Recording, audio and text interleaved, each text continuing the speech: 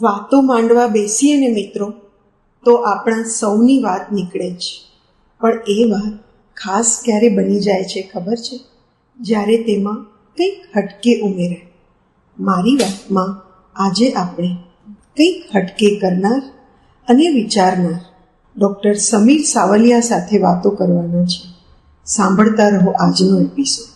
Hello, હું છું સોનલ ને સ્વાગત છે આપ સૌનું મારી વાત પોડકાસ્ટમાં. અને મારી સાથે સ્વાગત કરો ડૉક્ટર સમીર સાવલિયા. હેલો, કેમ છો?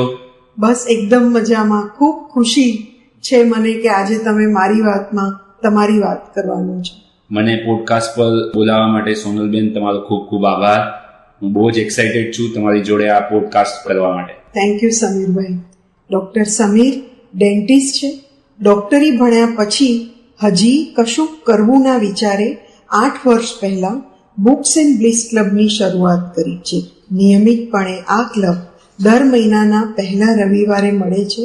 તેના વોટ્સઅપ ગ્રુપમાં 400 જેટલા સભ્યો છે અને સક્રિય રીતે આ ગ્રુપમાં સાહિત્યનું આદાન પ્રદાન થાય છે.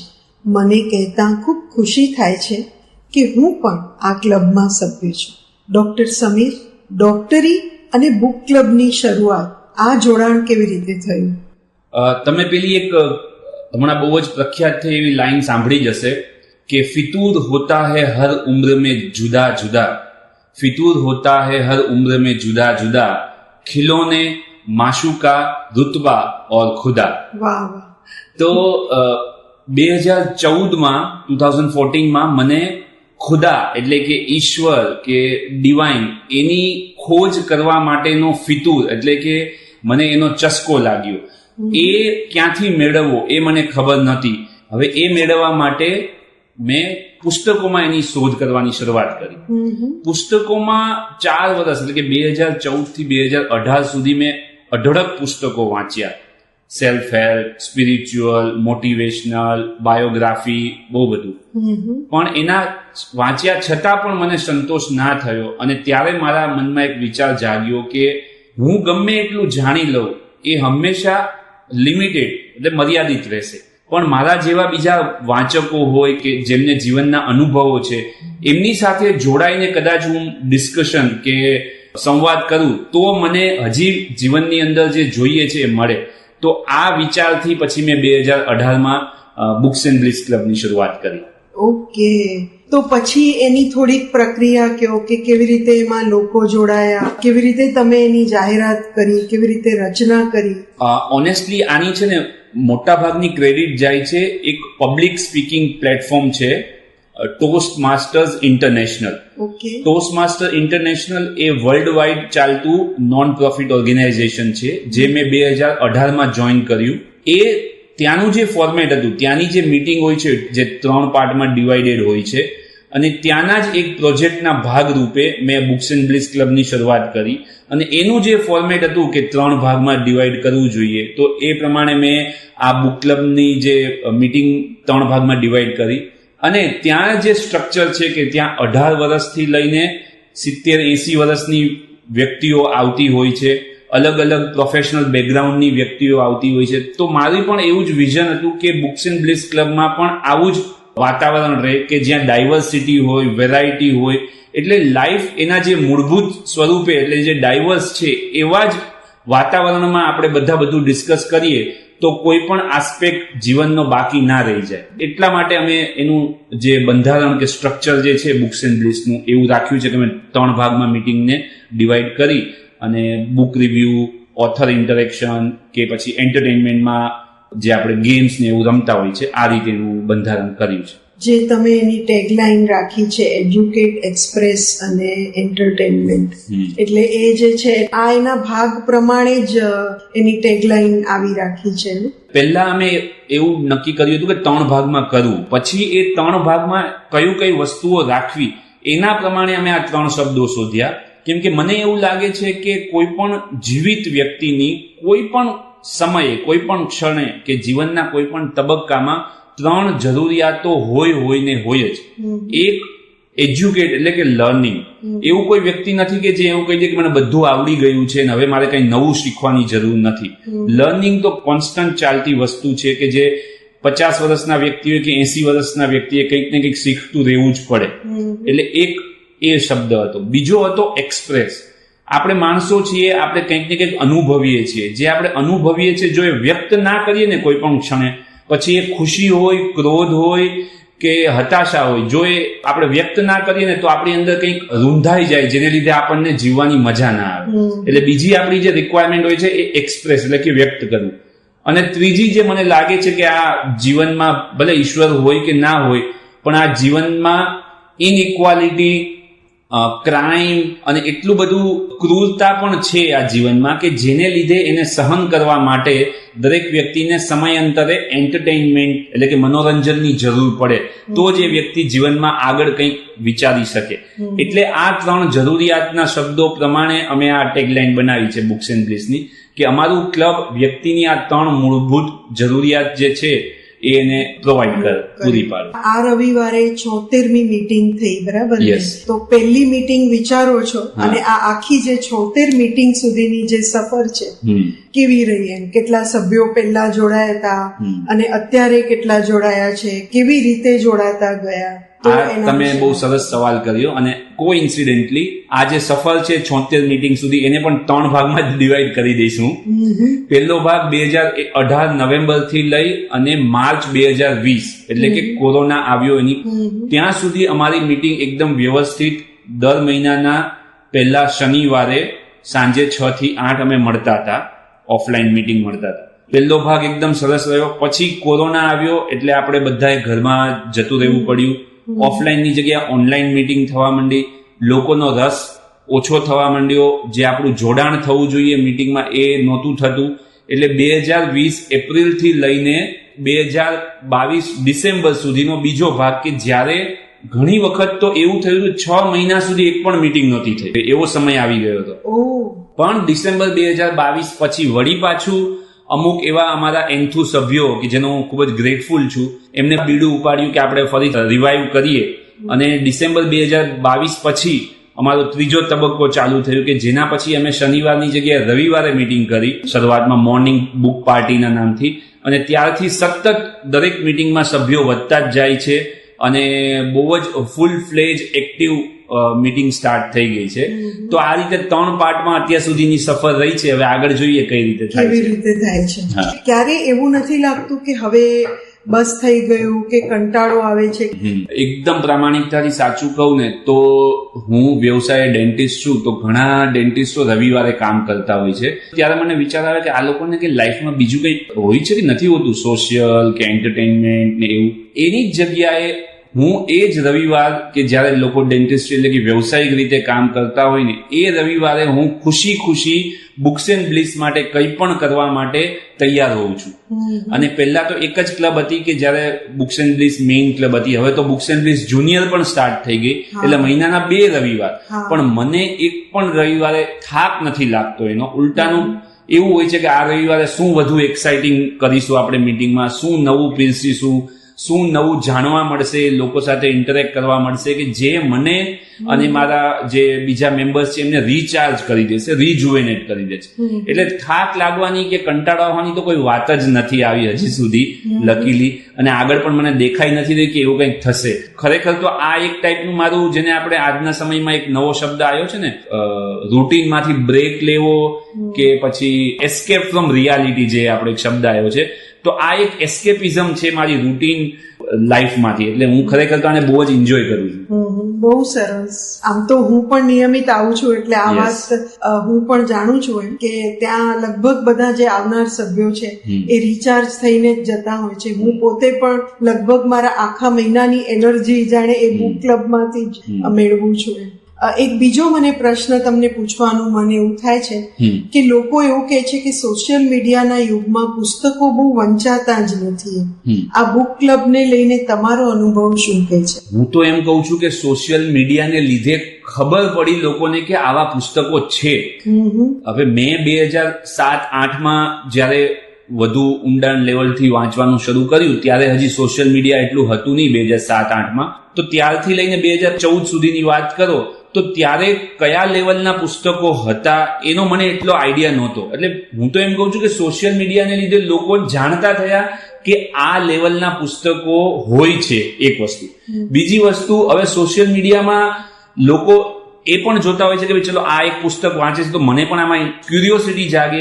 એટલે મારા હિસાબે તો સોશિયલ મીડિયાને લીધે લોકોમાં પુસ્તકો વિશેની અવેરનેસ આવી. હવે અવેરનેસ આવી તો એના પછીનો તબક્કો એ જ આવે કે લોકો એ વાંચવાની કોશિશ કરે, ભલે ક્યારેક 5 પેજ વાંચે, 50 પેજ વાંચે. એટલે સોશિયલ મીડિયાને લીધે પુસ્તકો ઓછું વાંચવા માંડ્યા છે એ વાત સાથે હું સહમત નથી. હા, સોશિયલ મીડિયાને લીધે લોકોનો સમય સોશિયલ મીડિયામાં વધુ જાય છે તો કદાચ એ સમયમાં એ લોકો જે બીજી એક્ટિવિટી કરતા હતા, હવે એ એક્ટિવિટી રમત ગમત હોય કે પછી પંચાયત કરવાની હોય કે કોઈ પણ હોય કે ટીવી જોવાની હોય, એ બધી કરતા ઓછી થઈ ગયા હશે. તો એમાંથી જે વાંચવાનો સમય ઓછો થયો હોય એવું મને નથી લાગતું. પણ મને તો ઉલટાનું એવું લાગે છે સોશિયલ મીડિયાને લીધે નવા વાચકો અને લોકો નવા વિષય વિશે વાંચતા થયા છે અને હજી આગળના સમયમાં એને લીધે વધુ ને વધુ વાંચતા થશે. તો તમને એવું લાગે છે કે ના, લોકો વાંચે જ છે, વાંચન પર એવી અસર નથી દેખાતી એમ? મેં એવો કોઈ સર્વે તો નથી કર્યો કે લોકો કેટલું વાંચતા હશે કે અત્યારે કેટલું વાંચે છે, પણ મને મારું લોજિકલ તાર્કિક માઇન્ડ એવું કહે છે કે હવે લોકો સોશિયલ મીડિયાને લીધે વધુ વાંચતા જાણતા થશે. એ 100% શ્યોર છું એ બાબતે. ઓકે, બહુ સરસ કે તમે શરૂઆતમાં કહ્યું કે તમારી કોઈ શોધ જે હતી જે તમને બુક ક્લબની સ્થાપના તરફ દોરી ગઈ. તો ડોક્ટર સમીરને વ્યક્તિ તરીકે ઘડવામાં બુક ક્લબની કોઈ ભૂમિકા ખરી? બિલકુલ. એમ તો હું પોતે, આપણે જેમ સ્વામી વિવેકાનંદે કીધું છે કે ભાઈ આપણી અંદર 2 સેલ્ફ છે, એક ડુઅર અને એક ઓબ્ઝર્વર. એક જે કર્મો કરે છે અને બીજું જે ઓબ્ઝર્વ કરે છે. તો એઝ એન ઓબ્ઝર્વર, એક સાક્ષી ભાવથી કદાચ હું જોઉં ને તો મારી અંદર 3 વસ્તુઓ જે બુક્સ એન્ડ બ્લિસથી ફરક આવ્યો છે. એક પેલું ફ્લેક્સિબિલિટી, કે અમુક ટાઈમ પર શું આપણને પોતાને ખ્યાલ ના આવે કે આપણે બહુ રિજિડ એટલે કે જડ થઈ ગયા છીએ આપણા પોતાના આઈડિયાઝ બાબતે કે આપણા વિચારો બાબતે. કેમ કે આપણે જે કંઈ કરતા હોય એમાં આપણને સફળતા મળતી હોય એટલે આપણને એવું લાગતું હોય કે ભાઈ આપણે જે કરીએ છીએ એ જ સાચું છે, એના સિવાય કંઈ પણ અલગ કરવાની જરૂર નથી. પણ આ બુક ક્લબ સ્ટાર્ટ કર્યા પછી જે અમુક સભ્યોએ મને જે આઈડિયાઝ આપ્યા અને પછી મેં એના ઉપર ઇમ્પ્લિમેન્ટ કરીને એના જે રિઝલ્ટ મળ્યા જે મારા પોતાના વિચારથી અલગ હતા, તો ત્યારે મને ખબર પડ્યું કે મારે હંમેશા ફ્લેક્સિબલ રહેવાની જરૂર છે. કોઈ પણ એક આઈડિયાને જડતાથી વળગી રહેવાની જરૂર નથી. એક બીજું કે જે મને ગમ્યું એ વસ્તુ ડિટેચમેન્ટ. હવે આપણે ભગવદ્ ગીતામાં એવું કહેતા હોય કે ભાઈ કર્મ ઉપર જ તમારો અધિકાર છે, ફળ ઉપર નહીં. હવે એ પ્રેક્ટિકલી કેવી રીતે કરવું? તો પ્રેક્ટિકલી કેવું હોય કે આપણે કોઈ પણ કાર્ય કરીએ તો, અને ખાસ કરીને એની સ્થાપના આપણે કરી હોય તો આપણે એની સાથે ઇમોશનલી અટેચમેન્ટ હોય, પછી આપણે એવું જ વિચારતા હોય જેનું સર્જન કર્યું છે એને કંઈક થઈ જશે તો મારી આઈડેન્ટિટી, મારી ઓળખાણ કે મારું જે એનું નુકસાન થશે એમ. તો ત્યારે ઘણી વખત શું હોય કે મીટિંગમાં કોઈ વખત 30 લોકો આવ્યા હોય, કોઈ વખત 40 આવ્યા હોય, કોઈ વખત 50 આવ્યા હોય, તો હંમેશા એક એવો વિચાર આવ્યા રાખે કે યાર હવે આ બુક ક્લબ બંધ થઈ જશે તો, આવો ભય આવે. તો ત્યારે આ બુક ક્લબના બીજા વાચકો અને મિત્રોના લીધે જ મને એવું આવ્યું કે ભાઈ એકના એક સમયે હું નહીં હોઉં, કદાચ બુક ક્લબ હશે કે નહીં પણ હોય, પણ આ જે થયું છે એ બધા લોકો ભેગા થઈને આવ્યા એટલે થયું છે. એટલે મારે આની સાથે અટેચ નથી રહેવાનું, અને મારે જો આની સાથે અટેચ નથી રહેવાનું કે જે મારું પેશન છે કે જ્યાં મને બહુ મજા આવે છે, તો એ જ રીતે જીવનના કોઈ પણ આસ્પેક્ટ પર મારે ડીપ અટેચમેન્ટ નથી રાખવાનું. એટલે કાઇન્ડ ઓફ થોડું ડિટેચમેન્ટ, ભલે કદાચ 5% જ હશે પણ ડિટેચમેન્ટ બી મારી અંદર આવ્યું છે આ બુક્સ એન્ડ બ્લિસ ક્લબને લીધે. અને ત્રીજી વાત જે મેં તમને કીધી કે જે મારી અંદર આવ્યું છે એ છે લિસનિંગ કેપેસિટી. એટલે હું એક બહુ જ બોલકો વ્યક્તિ છું, મને સ્વભાવે મને બહુ બોલવું ગમે છે, મને તમે બોલવા માટે સમય આપો તો હું બોલ્યા જ રાખું. પણ બુક્સ એન્ડ બ્લિસ ક્લબમાં ઘણીવાર હું સાઈડમાં બેસી બીજા આપણા સભ્યો કે જે ખરેખર બહુ સારા વક્તાઓ છે એમને સ્ટેજમાં હોસ્ટ તરીકે રાખીને જ્યારે હું સાંભળું છું તો ત્યારે મને ઘણું નવું શીખવા મળે છે. તો એક લિસનિંગ કેપેસિટી પણ મારી વધી છે. તો આ ફ્લેક્સિબિલિટી, ડિટેચમેન્ટ અને લિસનિંગ, આ 3 ક્વોલિટી મને એવું લાગે છે થોડા ઘણા અંશે મારી અંદર વધી છે બુક્સ એન્ડ બ્લિસ ક્લબને લીધે. હું પણ અમુક અંશે એની સાક્ષી છું. તમે ખાલી આ મીટિંગની શરૂઆત કરો અને પછી બીજા લોકો એને આગળ લઈ જાય, દર વખતે અલગ અલગ લોકો એના હોસ્ટ હોય, અને એટલે જ મને એવું લાગે છે કે અહીંયા આવનાર મારા જેવા બીજા બધા સભ્યોને એક પોતાપણું લાગે છે એમ કે આ ક્લબ જે છે એ આપણી સહિયારી ક્લબ છે એમ, એ મને એવું લાગે છે કે એને કારણે છે એમ.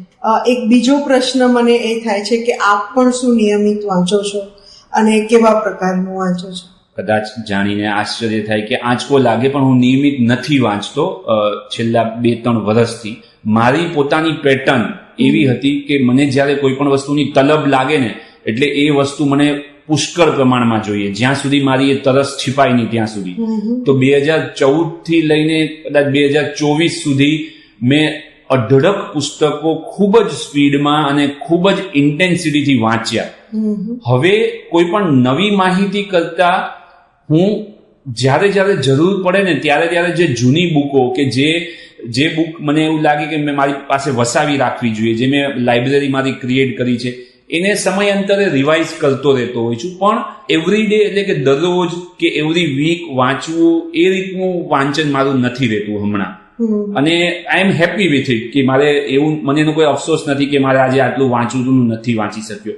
હા, કંઈક નવું કોઈ સજેશન કોઈ મળે, કોઈ નવું આઈડિયા, નવું પુસ્તક આવે જે મારું ધ્યાન ખેંચે તો હું તરત વાંચું, નહીં તો પછી હું કંઈક જે જૂનું પુસ્તકો હોય જે મને રિવાઇઝ કરવા જેવું લાગે, જેમ ઉદાહરણ તરીકે માય ગીતા ફ્રોમ દેવદત્ત પટનાયક, તો એ સમયાંતરે હું એને રિવાઇઝ કરતો રહેતો હોઉં. એવા કોઈ પુસ્તકોના તમને નામ આપવા ગમશે જેની તમારા પર અસર હોય અથવા તમને આ રીતે વારે ઘડીએ જોવા ગમતા? બિલકુલ, આ સવાલ તો મને ઘણા બધા વ્યક્તિઓએ વારંવાર પૂછ્યો છે, એટલે મારા હવે ટીપ ઓફ ટંગ જેને કહીએ ને આમ આવી ગયું છે. એક તો my Gita from Devdutt Pattanaik, happiness hypothesis, પછી power of now Eckhart Tolle, પછી હમણાં છેલ્લે જે મેં પુસ્તક વાંચ્યું છે કરેજ ટુ બી ડિસલાઇક્ડ.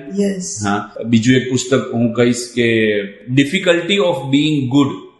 હા, એટલે અત્યારે મને જે આ ક્ષણે યાદ આવે છે, આ 5 પુસ્તકોનું બહુ ખૂબ ઇમ્પેક્ટ છે મને મારી લાઈફમાં. તમે જ્યારે હવે જે નિયમિત આવતા સભ્યો છે આટલા વર્ષોથી, તો બુક ક્લબને કારણે એમનામાં કાંઈ ડેવલપમેન્ટ, એમનો વિકાસ આ બુક ક્લબની સાથે તમે જોયો છે લોકોનું?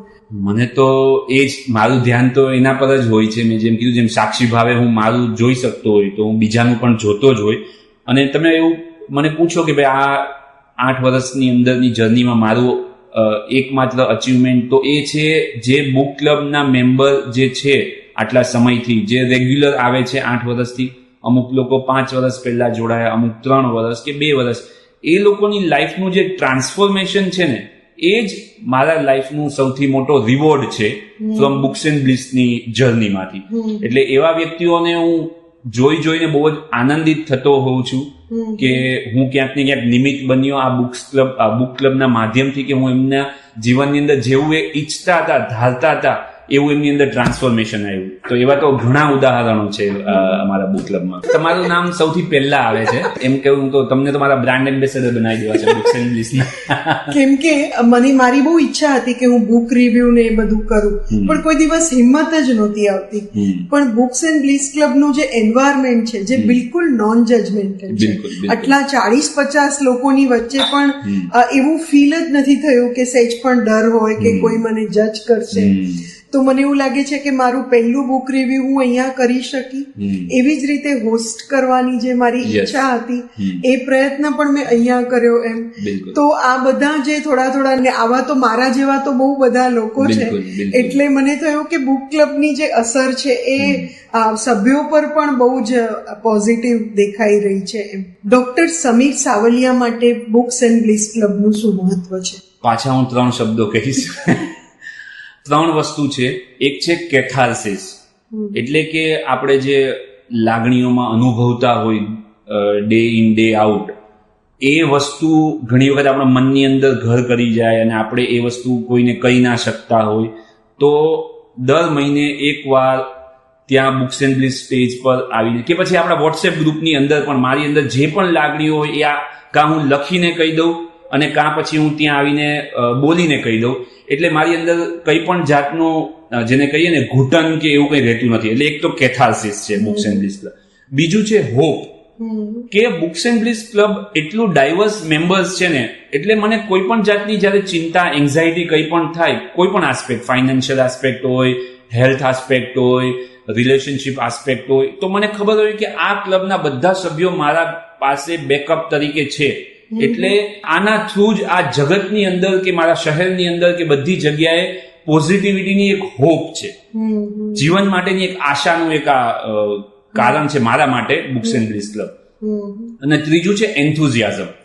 આપણને એમ ઘણા કહેતા હોય કે રોજ સવારે તમારું ઉઠવાનું કારણ શું, એમ ઘણી વખત લાઈફમાં બધું મેળવ્યા પછી બી આપણને એમ થાય કે હવે ઉઠીને કરવું છે શું. તો આ બુક્સ એન્ડ બ્લિસ એક એવું પ્લેટફોર્મ છે કે એ મારા માટે એન્થુઝિયાઝમનું કારણ છે કે ભાઈ આ એક પ્રયોગશાળા છે, મારે રોજ સવારે ઉઠીને કંઈક ને કંઈક નવું કરવાનું છે, અને એ નવું કરીને એના જે પણ પરિણામ આવશે એ મારા બધા જ સભ્યો કે મેમ્બર્સ છે એ બધાને વધાવી જ લેવાના છે. ઘણી વખત એને હસીને વધાવી લેશે, ઘણી વખત ઇમોશનલ થઈને વધાવી લેશે, પણ હું આમાં કંઈ પણ કરી શકું એમ. તો મારા માટે બીએનબી એટલે કેથાર્સિસ, હોપ અને એન્થુઝિયાઝમનું સેન્ટર.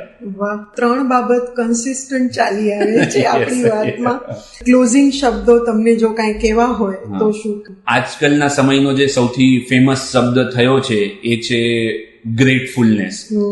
તો હું ક્લોઝિંગ શબ્દો એક જ શબ્દ વાપરીશ એને, ગ્રેટફુલ, ગ્રેટફુલ અને ગ્રેટફુલ.